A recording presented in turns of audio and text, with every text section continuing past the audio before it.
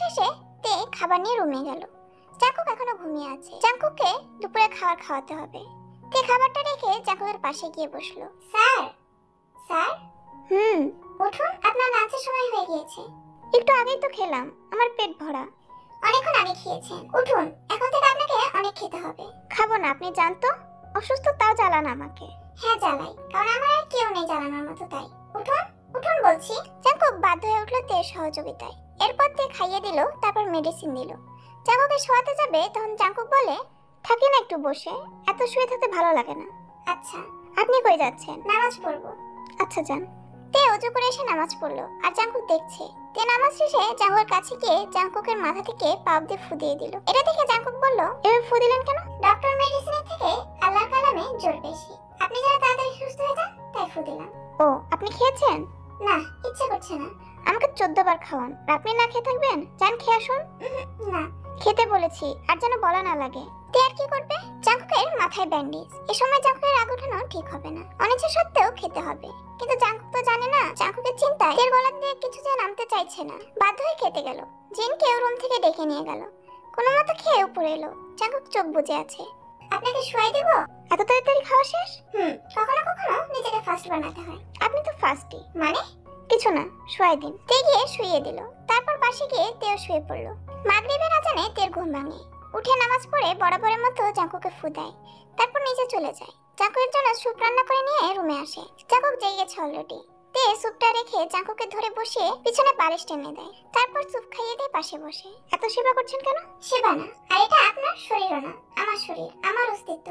আমি আমাকে সুস্থ করছি, আপনাকে না। আমি তো আপনাকে আমার অস্তিত্ব ভাবি না। একদিন ভাববেন, আর এই সেম কথাটা বলবেন, কারণ সেদিন আপনি হয়তো আমার থেকে আমাকে বেশি ভালোবাসবেন।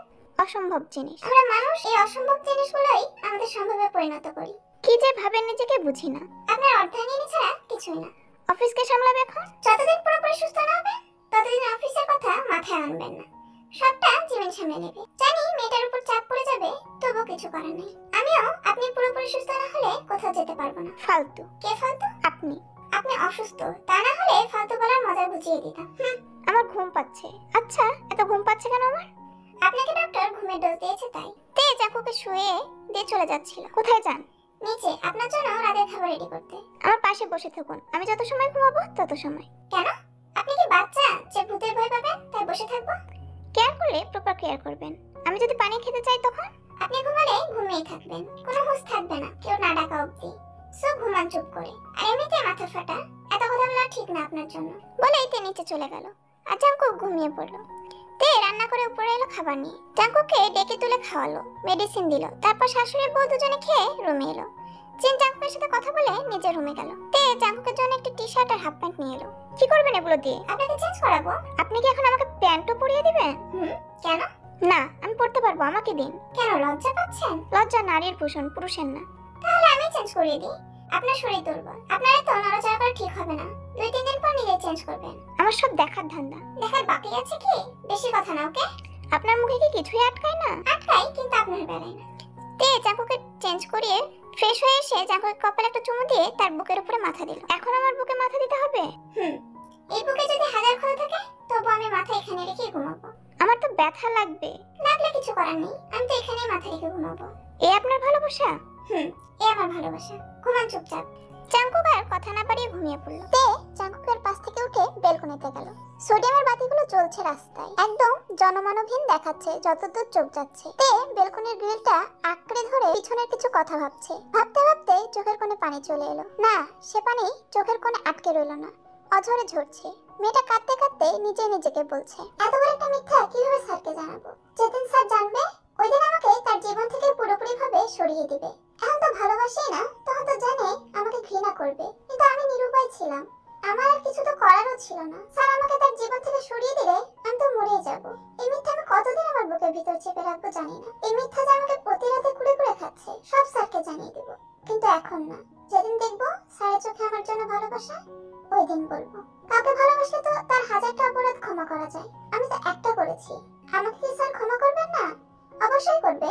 আমি তো তার জন্য এই অপরাধটা করেছি। আমার স্যারের ভালোবাসা অর্জন করতেই হবে, আগে স্যারকে সুস্থ করতে হবে। বলে দীর্ঘশ্বাস ছেড়ে দে। আর কিছুক্ষণ বেলকনিতে থেকে তারপর জাঙ্কুকের বুকে মাথা রেখে ঘুমিয়ে পড়লো। 1 সপ্তাহ হয়ে গেল।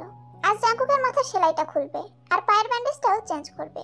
ডক্টর এসে পড়েছে অলরেডি। তে জাঙ্কুকের একপাশে দাঁড়িয়ে আছে। ডক্টর মাথার ব্যান্ডেজ খুলে সেলাইটা খুলে দিল। জাঙ্কুকের কোনো ফিল হলো না, কিন্তু তের যেন শরীরে শুয়ের মতো বিচ্ছে। তে সহ্য করতে না পেরে জাঙ্কুকের কাঁধে হাত দিয়ে চোখ বুজে শক্ত করে চেপে ধরলো। জাঙ্কুক বুঝতে পেরেছে, তাই কিছু বলল না। জাঙ্কুকের পায়ের ব্যান্ডেজ খুলে নতুন ব্যান্ডেজ করে দিল। যখন পায়ের ব্যান্ডেজ করছিল তখনই তে রুম থেকে বেরিয়ে গেল, কারণ জাঙ্কুকের কষ্ট মাখা মুখটা তে দেখতে পারবে না। ডক্টরকে নিয়ে জিন বের হলে তে রুমে ঢুকলো। ডক্টর যে মলম দিয়ে গেল ওটা হাতে নিয়ে জাঙ্কুকের কাছে গেল তে। তারপর কপালে একটু লাগাতে ইস জ্বলছে। একটু সহ্য করুন, থাক আর দিতে হবে না। তের হাত সরিয়ে দিয়ে বলে জাঙ্কুক, দিতে হবে না মানে? আমি কি বলেছিলাম কপাল ফাটাতে পা ভাঙতে? চুপ করে বসে থাকুন এখন। চলুক পুরুক যাই হোক, সব সহ্য করতে হবে। আমার পা ভাঙা বলে এত সাহস পাচ্ছেন, তা না হলে খবর ছিল। ভালো যখন ছিলেন তখনই বা কি করতে পেরেছেন? বলেই মুখ ভেঙচি দিল তে। সুস্থ হয়ে একবার তখন দেখিয়ে দিব। কি দেখাবেন? আপনার ভালোবাসা? লজ্জা পার ভাঙ ধরে বলে তে। ফালতু। ফালতু বললেন কেন? মতলব কি? ভ্রু নাচিয়ে জিজ্ঞেস করে তে। কিসের মতলব? আপনি যখনই ফালতু বলেন আমি জোর করে আপনাকে কিস করে বসি। তাই আপনি বেশি বেশি ফালতু বলছেন, যেন আমি কিস করি। এত ভনিত করার কি আছে?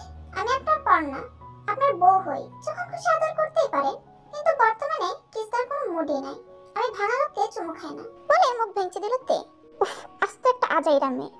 হয় এমনই হয়। যখন মন কিছু চাই আর আমরা যদি সেটা না পাই, তখন এমন মেজাজি হয়। তবুও আমাদের মানিয়ে নিতে হয়। Get lost. দেখেছেন আপনার কত রাগ উঠছে? তুলে এক আছাড় মারবো কিন্তু।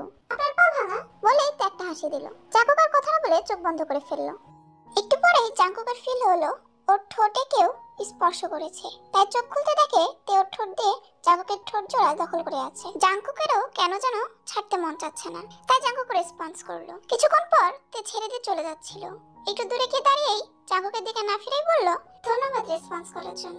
লজ্জা মাখা মুখ নিয়ে বলেই তে দৌড়ে নিচে চলে গেল। আর জাঙ্কুকের অজান্তেই তার ঠোঁটের কোণে হাসি ফুটে উঠলো। তে জাঙ্কুকের জন্য কফি নিয়ে এলো। কফিটা দিয়ে চলে গেল রান্না করতে। রান্না শেষ করে এসে জাঙ্কুককে চেঞ্জ করালো, তারপর খাইয়ে দিল। এরপর তে ফ্রেশ হয়ে বের হলো। জাঙ্কুক তে দিকে তাকিয়ে বলল, আপনার জামাটা অনেক টাইট, তাই তাই তাই অন্যটা পরুন। রুমের মধ্যে অন্য পরে নিজের অসহ্য হওয়ার মানেই হয় না। দেখতে মনে চলে বন্ধ করে রাখুন। জামা টাইট হয়ে গেছে। এখানে আমার হাত আছে? নাই। আর আপনি তো টাইট ফিট ড্রেসে লিসাকে দেখতেন আর ব্লাশ হতেন। দূর, যা খুশি পরুন তো। সব ভাঙিয়ে বলতে হবে নাকি? যত সব। আপনার বউ যত সব। আমার বউ তো আপনি। সত্যি? একগাল হেসে বলে উঠেতে। আপনি বললেন তাই বললাম। ওকে? ওকে। তে লাঞ্চ করে এসে শুয়ে পড়লো। জাঙ্কুকও ঘুমিয়ে পড়লো। এভাবে খুনসুটির মধ্যে দিয়ে দিনগুলো যাচ্ছিল। আস্তে আস্তে জাঙ্কুকের কপালের দাগটা মুছে যাচ্ছে। তে সেবাই যেন তাড়াতাড়ি সুস্থ হচ্ছে। ডাক্তাররা এসে এসে চেক করে যায়। জাঙ্কুক তের প্রতি অনেকটা দুর্বল হয়ে পড়েছে। পড়বেই না কেন? মেয়েটা যে ওকে নিজের থেকেও বেশি ভালোবাসে। তে সেবাই কাঁধে ভর দিয়ে জাঙ্কুক এখন একটু একটু হাঁটতে পারে। মেয়েটার কথা এখন জাঙ্কুকের মাথায় ভালোই ঘুরপাক খাচ্ছে। না খেয়ে যাবে কোথায়? জোর করে জাঙ্কুকের মাথায় নিজেকে জেকে বসিয়ে দিচ্ছে। জাঙ্কুককে ওয়াশরুমে ধরে নিয়ে যাচ্ছে গোসলের জন্য। ওয়াশরুমে ঢুকতেই, ওকে আপনি তবে বের হয়ে যান, আমার গোসল শেষ হলে ডেকে নেব। কেন বের হবো? আর আমার সামনে তো আজ নতুন গোসল করবেন না, তাই না? তবে সমস্যা কি? আজ আমি আপনার সাথে গোসল করব। বলেই ওয়াশরুমের দরজা লক করে শাওয়ার ছেড়ে দিল তে। কি করছেন? পানি ছিটাছিটি করছেন কেন? আপনি বেরিয়ে যান, নির্লজ্জ মেয়ে একটা। বরের সামনে গোসল করলে নির্লজ্জ হয় না? বলেই তে জাঙ্কুকের টি-শার্ট খুলে বডি ওয়াশ লাগিয়ে দিচ্ছে আর বলছে, দেখছেন আপনাকে আমি কত সুন্দর করে গোসল করিয়ে দিচ্ছি। আপনি একটা ধন্যবাদও দিচ্ছেন না। মনটা খারাপ করেই বলে তে, একটু দূরে সরে দাঁড়ান আমার থেকে। কেন? রুকুচকে জিজ্ঞেস করে তে। বোঝেন না নাকি? আমি পুরুষ, তার উপরে আপনি ভিজে শরীরে আমার এত কাছে। সবকিছু এত এক্সপ্লেইন করা সম্ভব না। আমাকে দেখে আপনার যে ফিল আসে এটা একটু হাস্যকর। আপনার ফিল আসে লিসাকে দেখে, আমাকে না। নিন চেঞ্জ করে আমি ঘুরে দাঁড়াচ্ছি। মুচকে হাসি দিয়ে বলেই তে ঘুরে দাঁড়ালো। আর জাঙ্কুক সাথে সাথে দেখে নিজের দিকে ফিরে নিজের সাথে চেপে ধরে বলে, আমার লিসাকে দেখলে শুধু ফিল আসে। রাগী কণ্ঠে বলে জাঙ্কুক, ছাড়ুন। লিসাকে নিয়ে বাজে চিন্তা কেন আসে? বাজে চিন্তা না, আপনার ফিল আসে বলেই বলেছি, ছাড়ুন। আর বলতে পারলো না। তার আগেই জাঙ্কুক তের ঠোঁট জোড়া দখল করে নিল। রাগ নিয়ে কিস করছে, কিন্তু তা কামড়ে পরিণত হচ্ছে। আর তে ব্যথা পাচ্ছে, তাই বারবার জাঙ্কুকে ধাক্কা দিচ্ছে। কিন্তু জাঙ্কুকের রাগ আর শক্তির কাছে তে পেরে উঠছে না। জাঙ্কুক কামড়াতে কামড়াতে একসময় ভালোবাসার সাথে কিস করে ভরিয়ে দিচ্ছে। তেও রেসপন্স করছে। জাঙ্কুক যখন তের কোমরে বারবার স্লাইড করছে, তে কেঁপে কেঁপে উঠছে। জাঙ্কুক তের ঠোঁট ছেড়ে ঘাড়ে পাগলের মতো চুমু খাচ্ছে। তেও যেন হারিয়ে যাচ্ছে। তে জাঙ্কুকের এই স্পর্শ সহ্য করতে না পেরে জাঙ্কুকের পেট খামচে ধরেছে।